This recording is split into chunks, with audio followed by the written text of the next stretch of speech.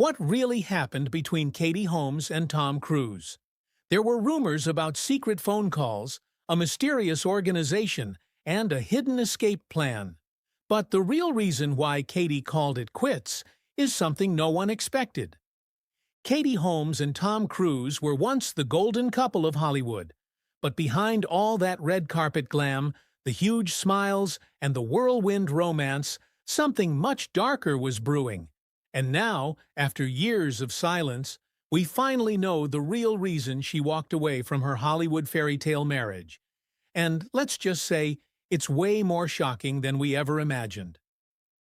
Katie and Tom's path to stardom, long before they became Hollywood's most talked-about couple, and before the secret runaway divorce that left Hollywood in complete shock, Katie Holmes and Tom Cruise were just two completely different individuals striving to make it to the top of Hollywood.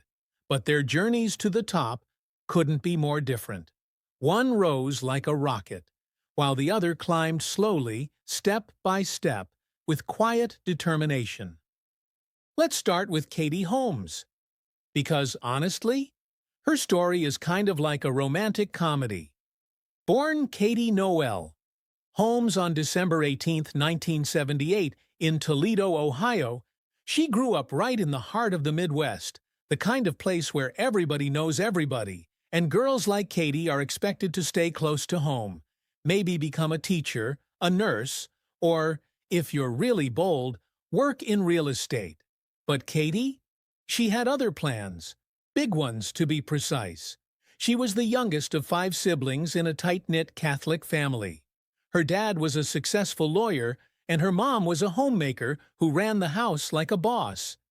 Katie went to Catholic school, wore uniforms, went to Mass, and had what some would call a totally normal upbringing. But while she looked like the sweet, rule-following girl next door, deep down, she wanted to be a star. And not just any star. Katie wanted to act in movies and see her name on posters. And honestly, she wasn't. She had the potential. Katie wasn't just pretty. She was insanely smart. She was an honor student and was even accepted to Columbia University, where she attended for a summer session. She was so good with her academics that her dad wanted her to become a doctor. However, she already had her heart set on something else. At the age of 14, she started modeling, attending local beauty contests and talent conventions. And at one of those modeling events in New York, something major happened. Katie finally got noticed. A talent agent saw her, believed in her, and encouraged her to come out to Los Angeles for pilot season. And that's how it all began. Her first real movie role came in 1997's The Ice Storm, directed by the legendary Ang Lee. It was a small part, but she held her own next to major stars like Kevin Kline and Sigourney Weaver. But then came the moment that changed everything. In 1998, Katie auditioned, via videotape, by the way, for a little teen drama called Dawson's Creek. She couldn't make the in-person auditions because she was performing in a school play, so she sent in a tape. And guess what? That tape landed her the role of a lifetime. Joey Potter, the smart, slightly awkward, totally lovable girl next door who pined after Dawson and had us all rooting for her. And just like that, Katie Holmes went from a random girl from Ohio to a full-on teen idol. Tom Cruise, on the other hand, had a quite different story. If Katie was the quiet storm, Tom was the full-on Hollywood hurricane. Thomas Cruise Maypother, the fourth, was born on July 3, 1962, in Syracuse, New York. He came into the world with a long name and 0 Hollywood connections, and to make matters worse, his background wasn't a bed of roses.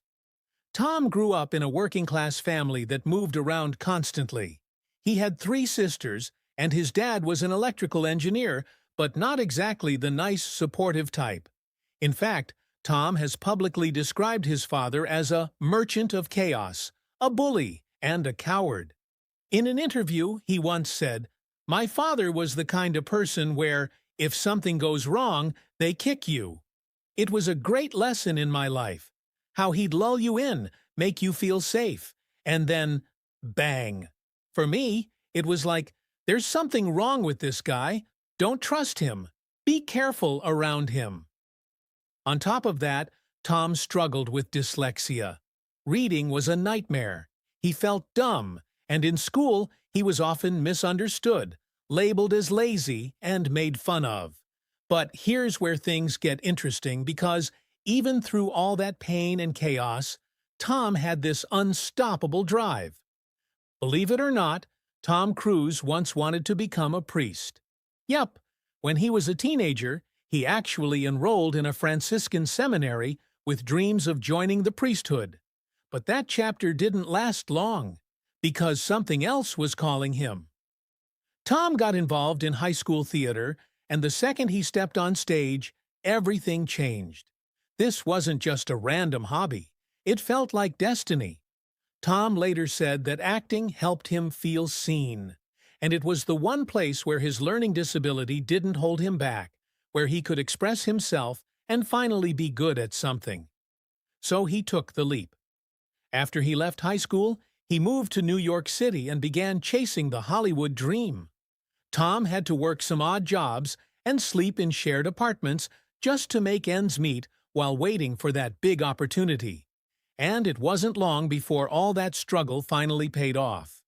Tom started out with small roles in films like Endless Love and Taps, but then his big break finally came in 1983 with the movie Risky Business.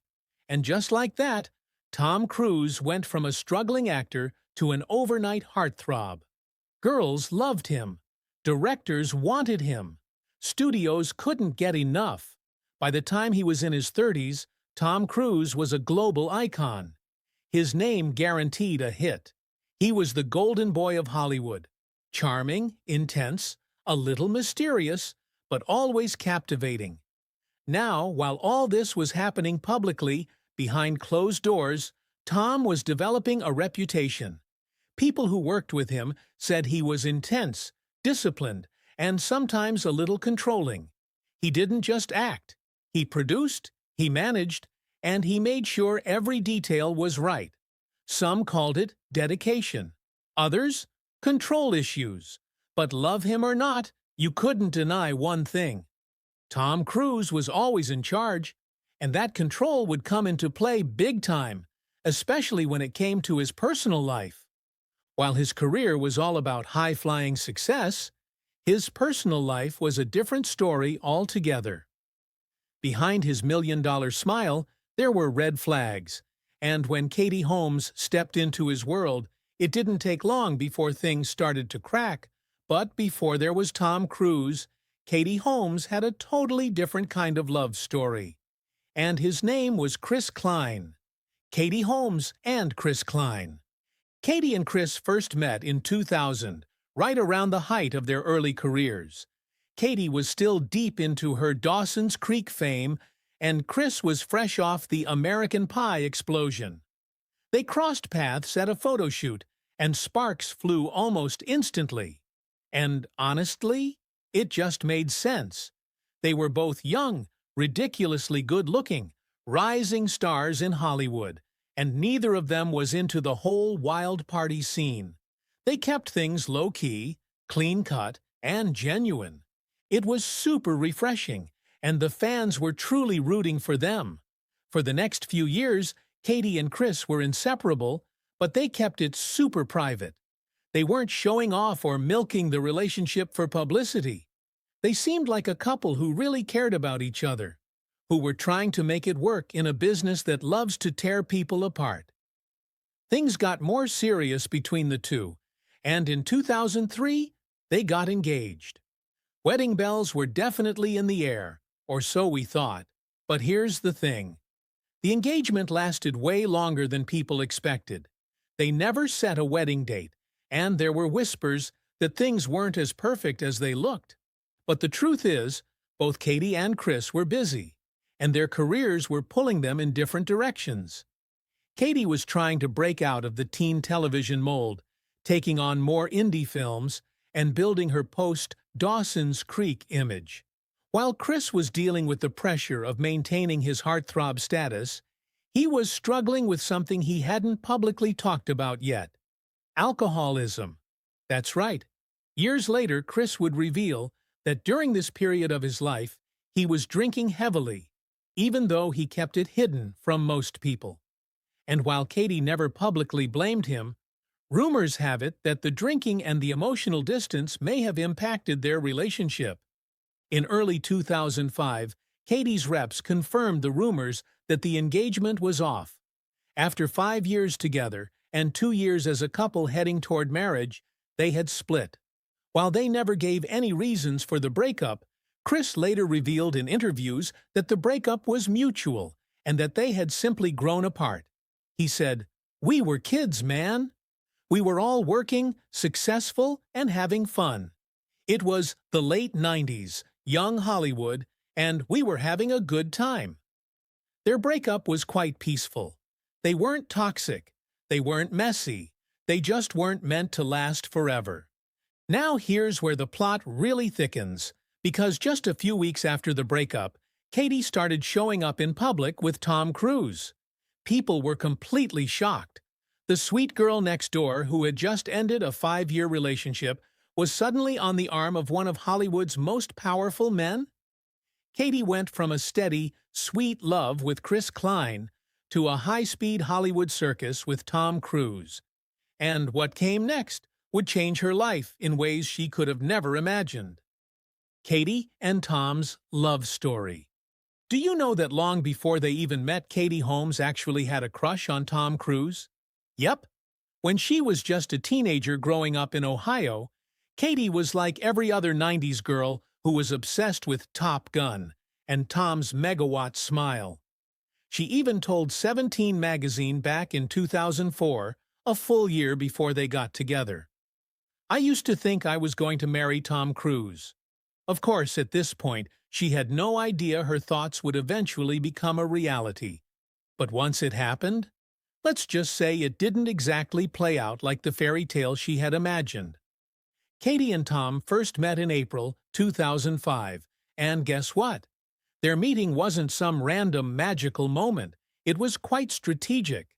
According to industry insiders, Tom was actively looking for a new leading lady, both for his personal life and for a role in Mission Impossible 3.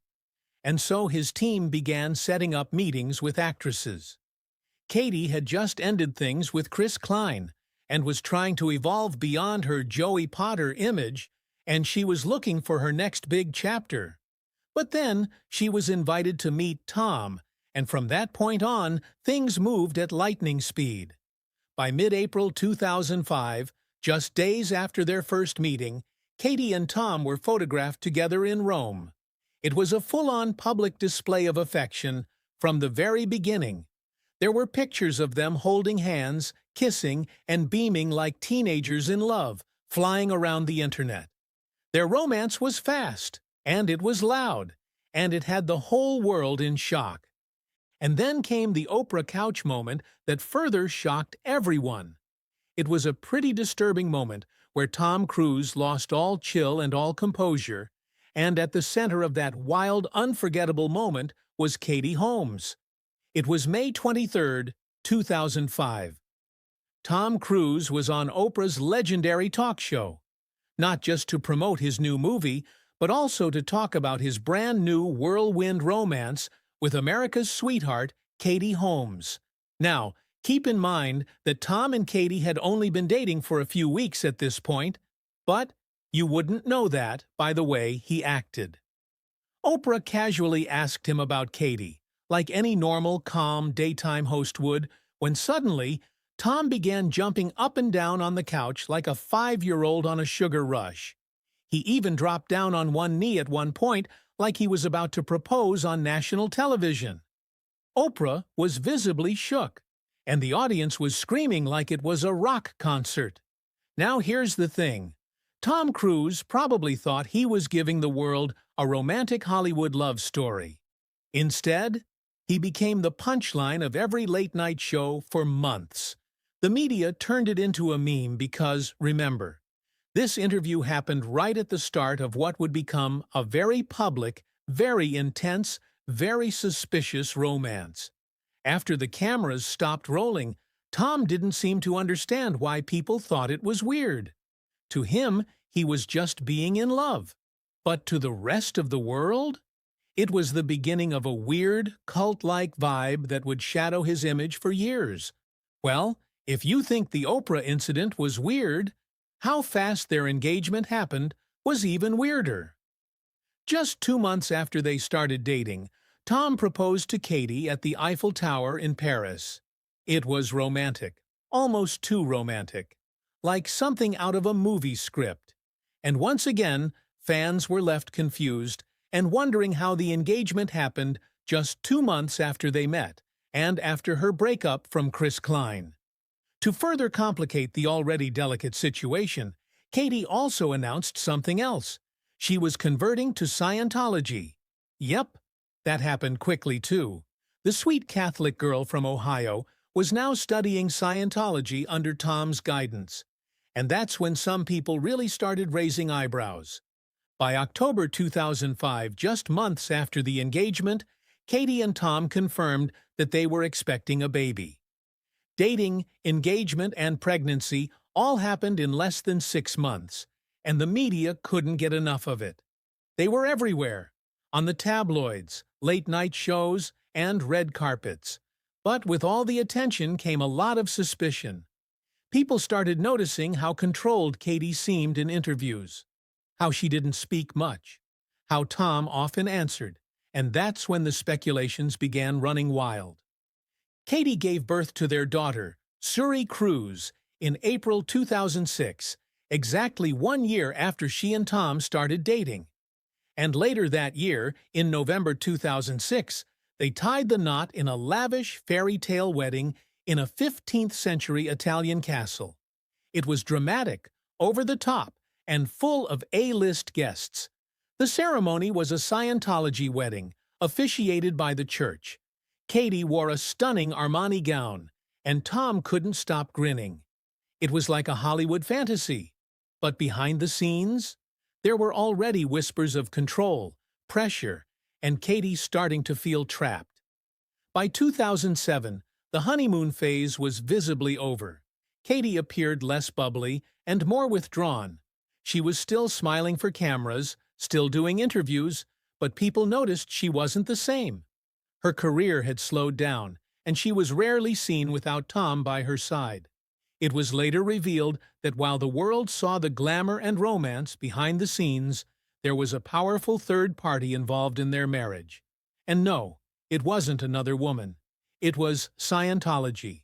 Scientology's impact on their marriage. Okay, before we get into the disturbing details, just in case you don't know what Scientology is, it's a controversial religious organization founded by science fiction writer L. Ron Hubbard. It's not your typical faith. Instead, it's based on concepts like thetans, which are immortal spiritual beings, past lives, and achieving a higher state of being through a process called auditing. But here's where it gets really intense. The church is known for being extremely secretive, hyper-controlling, and very protective of its public image. They monitor members closely. They don't take criticism lightly. And they have a long history of trying to keep celebrity members tightly in check. And one of their most famous and most dedicated followers is none other than Tom Cruise. Tom wasn't just a member of the Church of Scientology. He was basically their poster boy.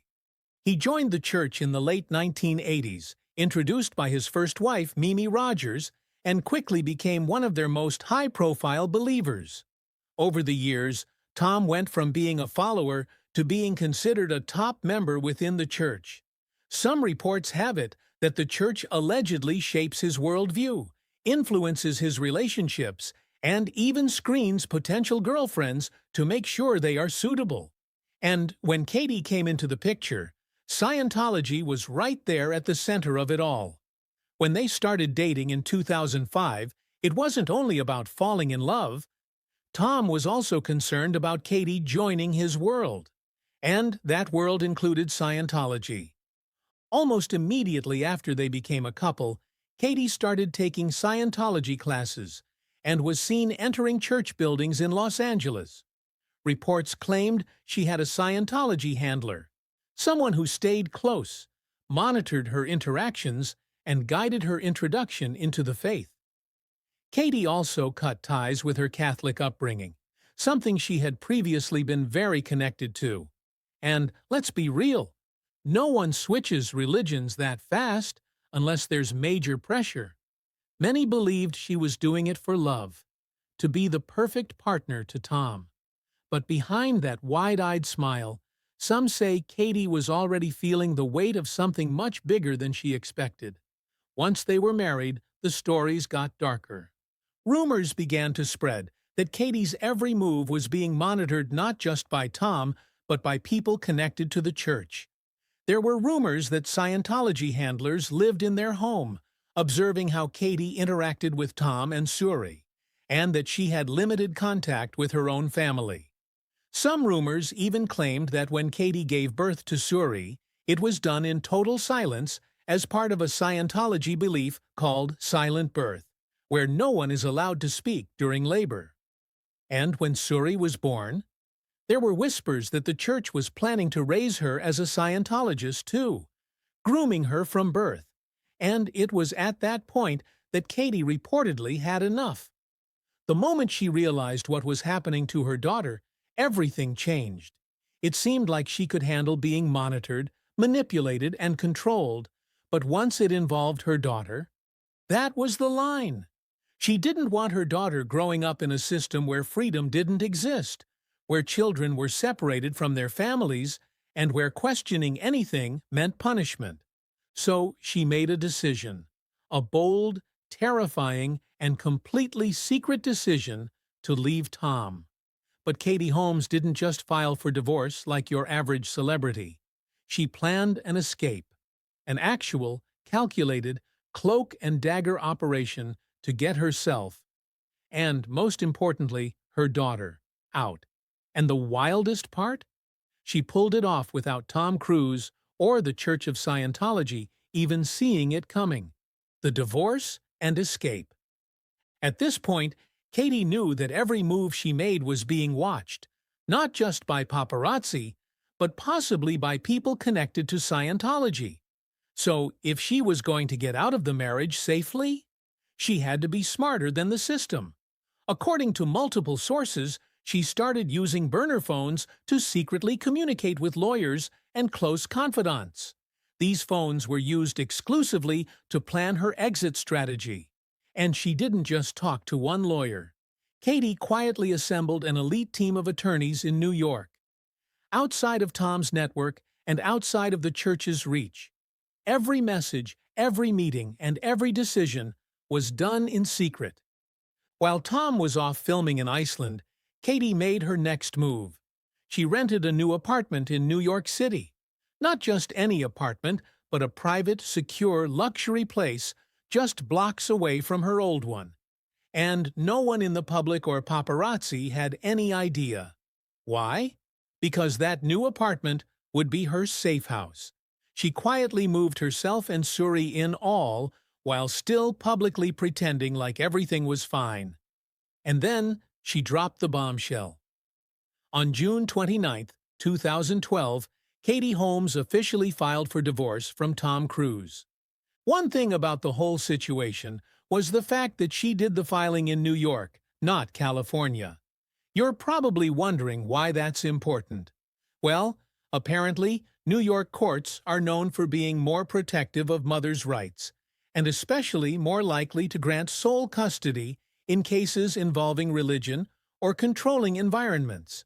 In other words, Katie knew exactly what she was doing, and she timed everything perfectly. Well, Tom was completely blindsided, and insiders revealed that he found out through the media and not from Katie. Make no mistake, Katie's divorce wasn't about money, fame, or headlines.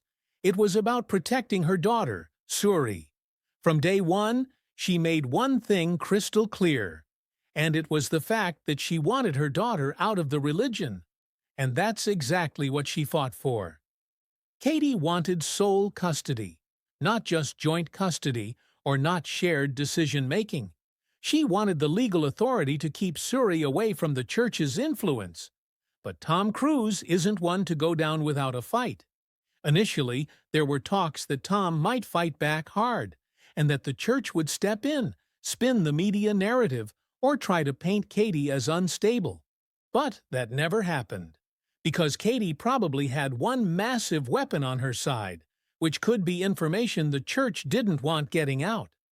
There's been speculation for years that part of what made the divorce wrap up so quickly in just 11 days was the threat of exposure. Katie had seen things, she'd experienced the inner workings, and if this became a drawn-out public battle, there was a risk of dirty laundry being aired. So, instead of going to war, Tom and his team agreed to settle. Fast. Katie reportedly walked away with full physical custody of Suri, primary legal custody, which means she gets to make major decisions for her daughter's health, education, and upbringing, and a confidential child support settlement from Tom. And in exchange, Katie agreed to stay silent. Yes, the terms of the settlement reportedly included a strict non-disclosure agreement, meaning Katie can't publicly talk about Tom, their marriage, or Scientology, which is why, even to this day, she's never done a tell-all interview, never thrown shade, never spilled the tea. But we all know that her silence is deafening. However, right now, so many fans are wondering how Katie Holmes is currently holding up. Katie Holmes's life after the divorce, after the chaos, after the headlines, after the high-stakes escape from the most intense celebrity marriage we've ever seen. Well, let's just say Katie Holmes has entered her glow-up era, and she doesn't want to be associated with the dark days anymore. She once told People magazine, "I don't want that moment in my life to define me, to be who I am. I don't want that to be what I'm known as. I was an actor before, an actor during, and an actor now." And let's admit it, it's pretty empowering to see how she went from being the sweet small-town girl caught in a Hollywood whirlwind to a woman who took back her power. These days, Katie is living life on her terms. Quiet, classy, fiercely protective of her daughter, and just a little mysterious. When it comes to her career, well, Katie leaned away from blockbuster roles and into intimate, character-driven indie films.